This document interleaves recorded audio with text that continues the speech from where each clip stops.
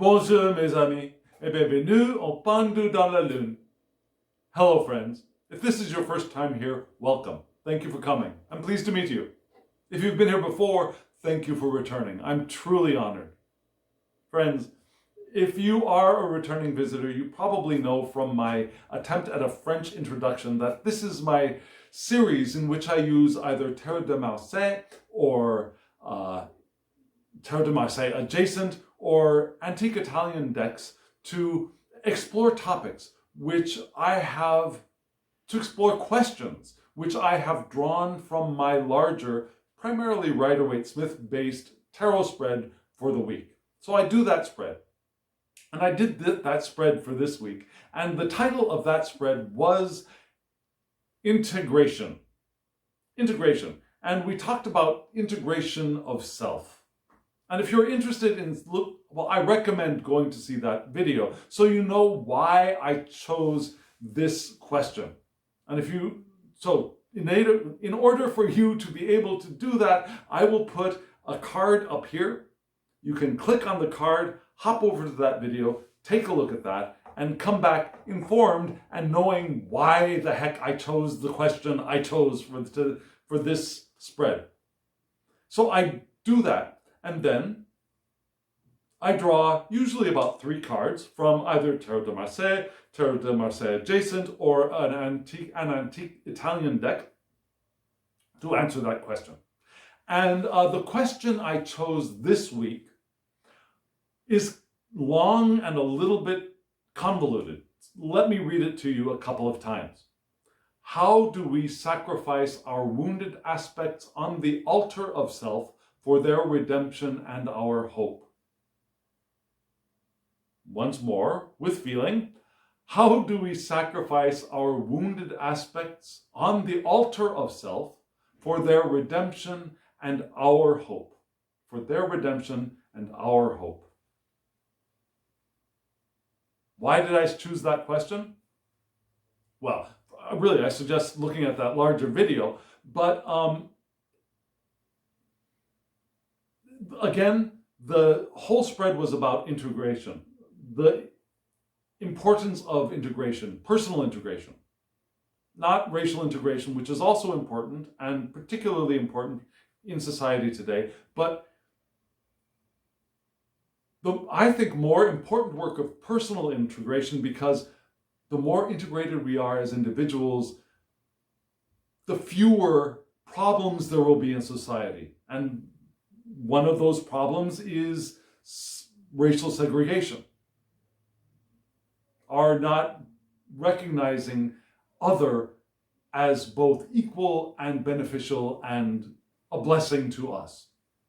Now, if we were integrated as individuals, if all aspects of self were integrated, we would recognize people of other races as equal to and same as self.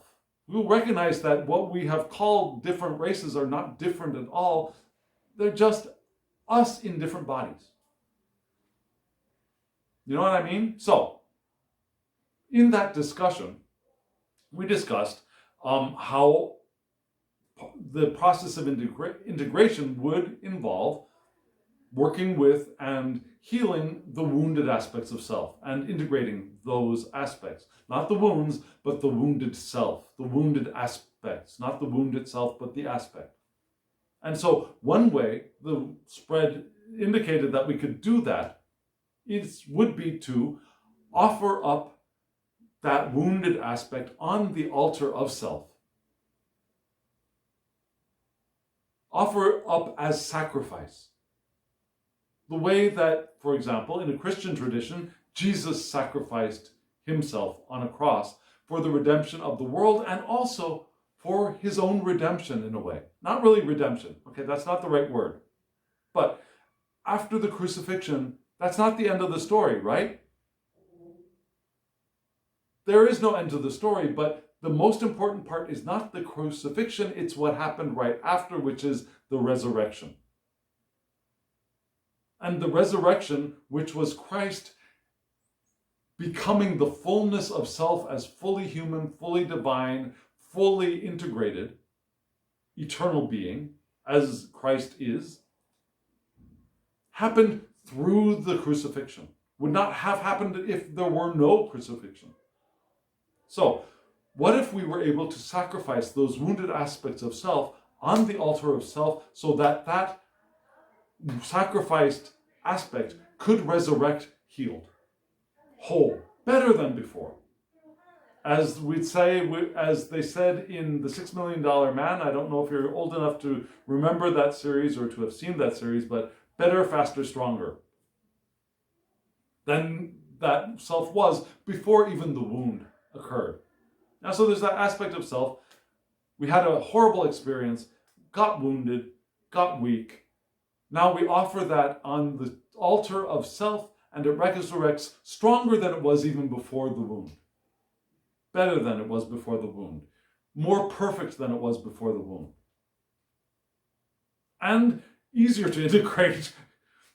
Much easier to integrate. Right? So, that's the question. How do we do that? So, what I will do now is I will show you the question in written form so you get a better grasp of what I just said. Then I will show you the cards that got pulled, and we'll read the cards together. Let's take a look.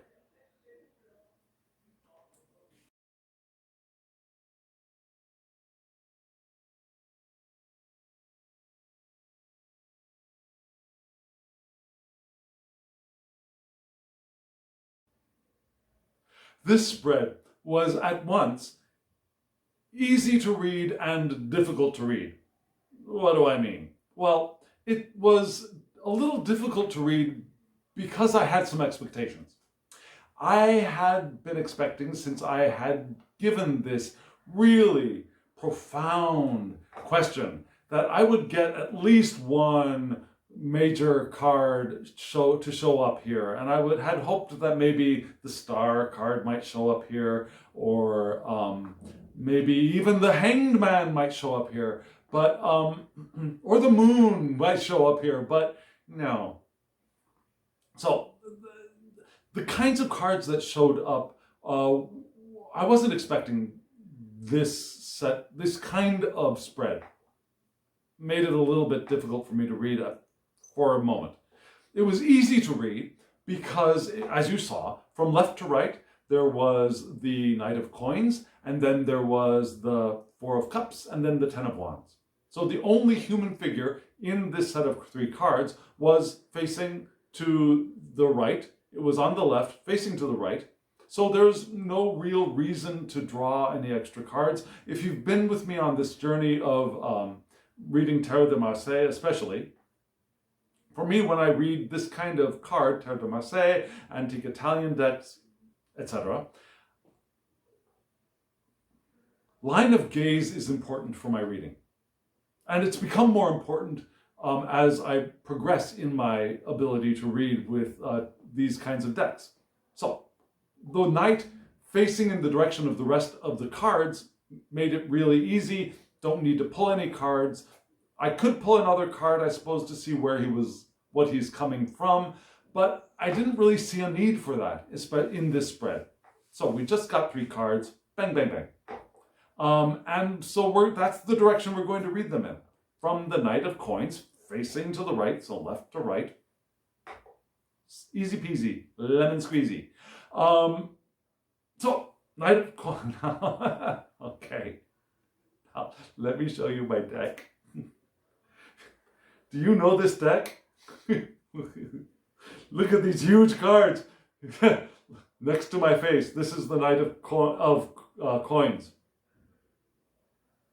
This is from the professional edition of the Tarot de Marseille by Los Garabeo.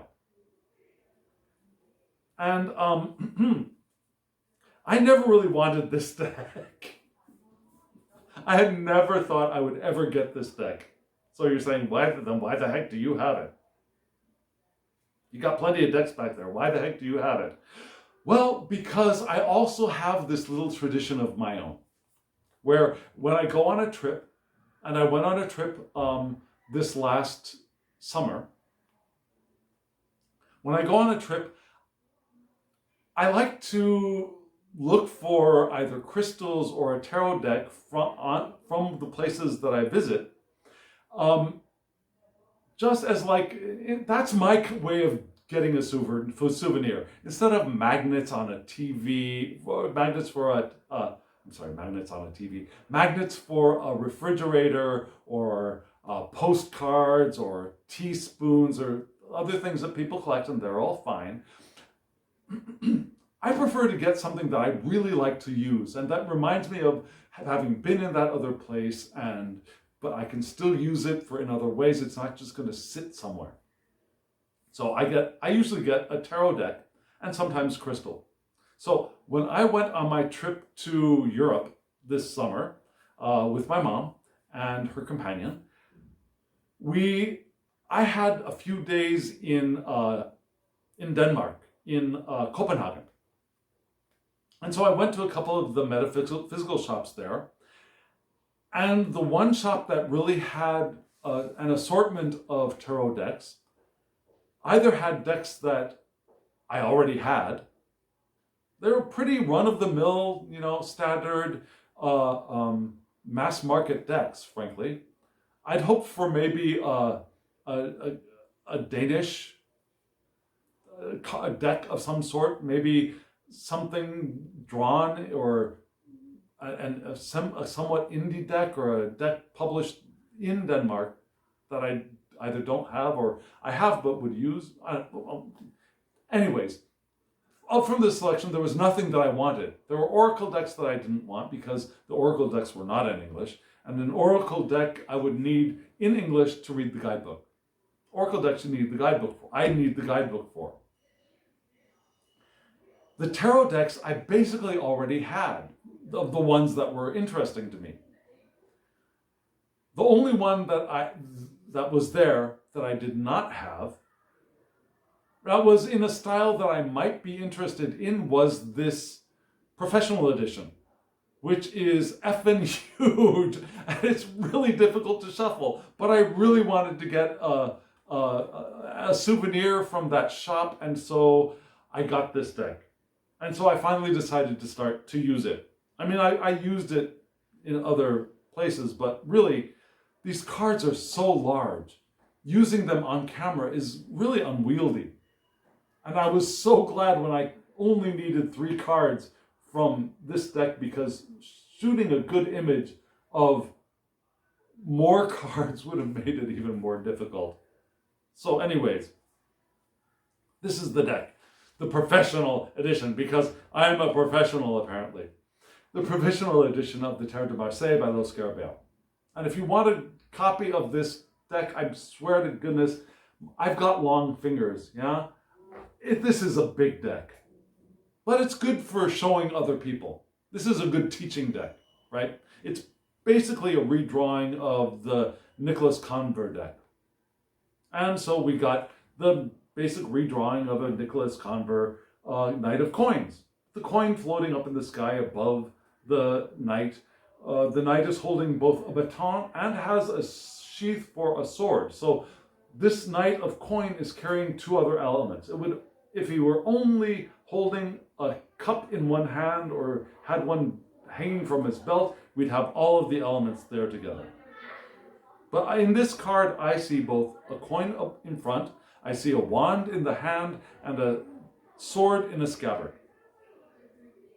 So who is the Cavalier Destinier? Who is the Knight of Coins?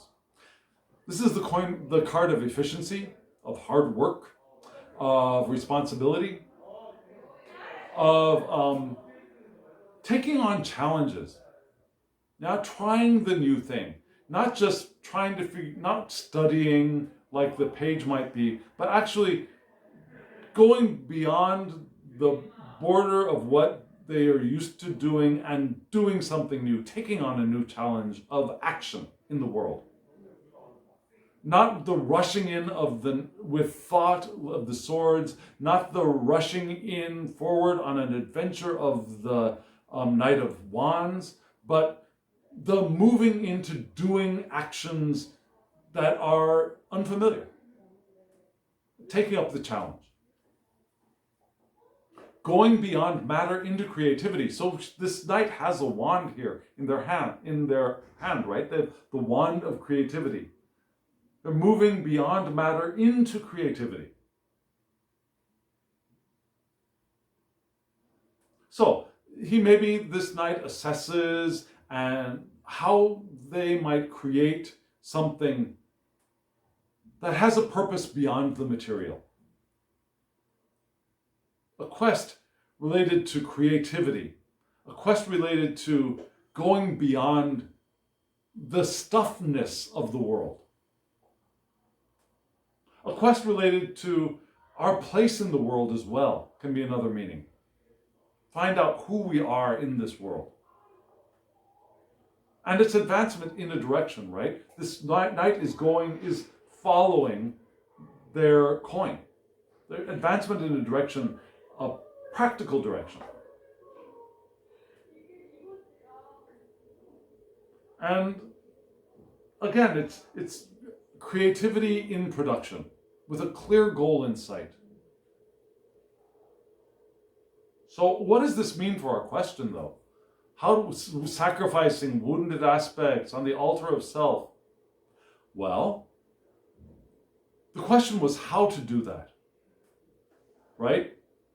Well, the how might be a both practical and creative process. Moving into doing something that we're not familiar with.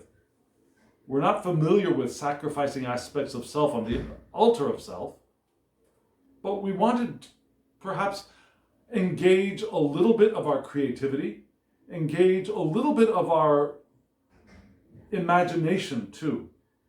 Our thought and our creativity, our wands and our swords, as we move in the direction of practical tasks. What can we do? Okay, so this is the beginning of this is a creative and practical course into the unknown, and engaging our creativity and imagination in the process. So that's how we begin the process of offering up the wounded self on the altar. Engaging our creativity. How would we do that? And then we move into the Four of Cups. Four of Cups could be control for stability, right? Controlled, stable emotions. Remaining calm. We don't want to freak out about this. We want to keep our emotions stable, solid. It could also be the stability, emotional stability of a family, either biological or intentional family, our group, established in love, to support us in the process. Maybe we do want to draw people around us to support in this possibly difficult challenge of, again, raising up our wounded self on this altar of self. Now, maybe we want to, I'm not suggesting that we want to bring them into that creative challenge, but we want to perhaps rest on the support of those people. Allow them to support us as we do this work for ourselves, if that makes sense. We also want to trust in the other. Now, there's this separation between the cups, right? So this could be us and other, or us and other. But because this is a Four of Stability, it's not I don't want to read this as the other. We want to put up a wall between us and the other, but we want a balance of other and us, which could be another person. But what if this other is that other aspect of self? So what if this is saying, telling us to trust the wounded aspect of self to perhaps guide or inform our decision of how we will engage our creativity when creating the sacrifice. And remember, the cup is also spirit. The cup is emotions, intuition, health. There's that blood, the health of blood. Not so much the health of the body, but the health of like medicine and blood and that kind of thing. Blood. But it's also spirit. It's the spiritual chalice of, for Christians, especially Roman Catholics like me, the chalice of the Eucharist, of the Eucharistic sacrifice. Sacrifice. It's also the chalice of the Grail, the Holy Grail. So the cup is also spirit. In the Christian maison scene in which this tarot was born. So perhaps this chalice is also remembering us to raise the cup of sacrifice of self to the altar of self on a stable platform of our spirituality. So it could be emotional stability, also spiritual stability will help support us. I think that's the direction I was going in. And it's also practice. For me right now, I've started and continue, I'm doing pretty well so far, practicing A Course in Miracles, ACIM.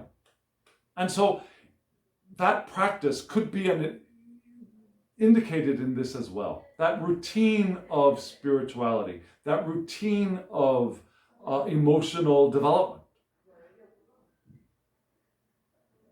Like the Four of Wands, for example, is routine habits for me. Yeah? The Four of Coins could be routine day-to-day tasks as well. Stable action, stable work in the world, plus stable resources. So this could be stable emotions, but also maybe an emotional practice, a spiritual practice to keep that stability. Like for me right now, A Course in Miracles is. And in the Course of Miracles, I'm lifting up the wounded part of myself to sacrifice to the divine so that that self can rise and be healed and therefore integrated. Does that make sense so far? So we've gone from the Knight moving into the Four of Cups with that stability, control, but also trust in the other aspect of self that is wounded. Trust it. We don't want to other it even more than we already have. We don't want to other it any more than we already have. We don't want to repress it either. We want to trust it and trust in the process of sacrifice and resurrection. Which moves us to the Ten of Wands, which is accomplishment, success. So we can move into success with this. We can move into a completed journey, a completed project, and rest afterwards. The Ten of Wands is also becoming a teacher, becoming a healer, becoming the wounded healer. We were wounded, we've sacrificed that wounded aspect, and it has resurrected, and now as the more integrated self, we're able to more easily and more effectually become the healers of others, become the miracle workers. Yeah, do the work of the healing miracle. By allowing the healing miracle to express through us is the best way to say that. And it's also owning who we are and allowing that energy to crystallize. It's allowing that spirit to become in the world. Now, the wands for me, it's that first step of manifestation into creation. For me, we go from the monad, from the divine, from the non-physical. The first is that spark of fire, energy. And that energy moves into the realm of emotion, of the cups, which for me then moves into the realm of the idea, the swords, which then move into the physical manifestation of the pentacle, the coins. So the beginning of creation is with the wands for me. And so yes, owning who we are and that we are spirit manifesting, and that first manifestation, spirit becoming, is this actualization of the Ten of Wands. Moving on, and also moving on from a platform of our creative interests. Like this guy. Moving on. Moving into and then moving on. Because we've reached the end of the wands and we're moving on to perhaps a sword, to thought and expression of ourself as wounded healer, so that we can share our experience, that we can transmit the miracle of healing to those around us. So this is the benefit of doing the work, I believe, or one of the benefits. So again, just as a recap, we start off on our journey of sacrifice as the Knight of Pentacles. And we take on the challenge, we engage our creativity, and we go on the quest of raising our wounded aspects on the altar, which can be represented in a sense by this Four of Cups. This is the altar. And our support, the altar is our support of both spirit and our community, whatever that is, our biological or our intentional families. And we sense our belonging, and that feeds us to be able to do the work of sacrificing aspects of self on the altar of self. And as we do that in a creative way, we will move in the direction of our accomplishment, and then we can become the wounded healers for those around us as well. This is very great work that we have the potential to do. So, what does that mean? Let me toss away the cards for a moment and just tell you. So, I sat with this for a while. So, engaging creativity in raising the wounded self up on the altar of self. What is your most comfortable, most inspiring form of creativity? We all have creative aspects to ourselves, and if you're telling me that you are not creative, you haven't done the quiet work of introspection. You are creative. You are creative. But maybe you also have a very limited idea of what creativity is. Do you have a body? You are creative. You are co-creating that body you are in. That beautiful body you are in. You're co-creating that. You are creative. So, what other forms of creativity can you comfortably, happily, confidently access, and that will inspire you? Do you sketch? Do you write? Do you move through space? Do you sing? Do you build? Do you figure? Whatever your creative expression is, we want to engage that in the process of raising the wounded self up on the altar for sacrifice. So maybe instead of just repeating the same story over and over inside of our heads, maybe if you're a writer, write it out. Maybe if you are a painter or a drawer, draw it out. If you're a sculptor, maybe make some kind of a 3D creation that represents that wounded aspect and tells the story of that wound.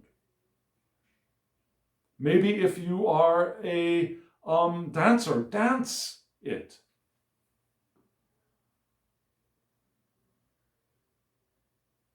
And then find a way to bring that creation up to the altar of self.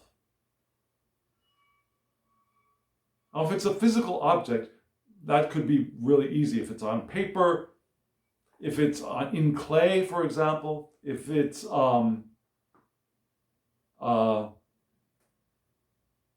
in some medium It's easy to imagine, but what if it's dance? What do we do? Well, you could record it, maybe.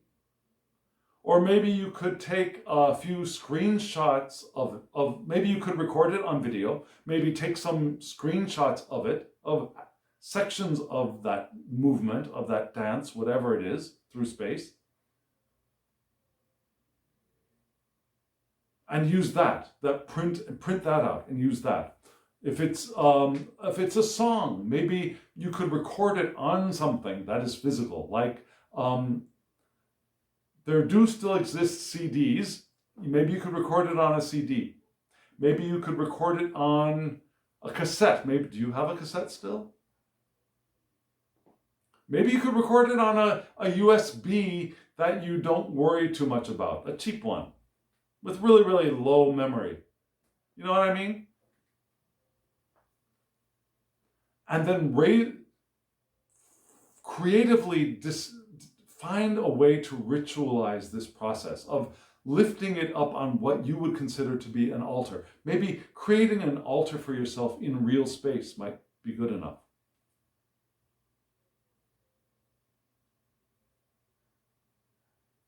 And then maybe doing a ritual of destroying that thing you created, which was a representation of that wounded self. And maybe that could help us heal. Maybe that could help both sacrifice that wounded self and allow it to resurrect healed. It might take more than one shot at it. And maybe you can think of another way of creatively raising that aspect of self on the altar of self to destruct for sacrifice and resurrection. If you do, let me know in the comments below. Have I sparked an idea for you? Have you thought of something else? I'd love to hear from you. What do you think? How do you think you could possibly raise a wounded aspect of self on the altar of self for its sacrifice and resurrection? Let me know in the comments below. Let me know if you would read these cards in a completely different way, too. I'd love to hear that.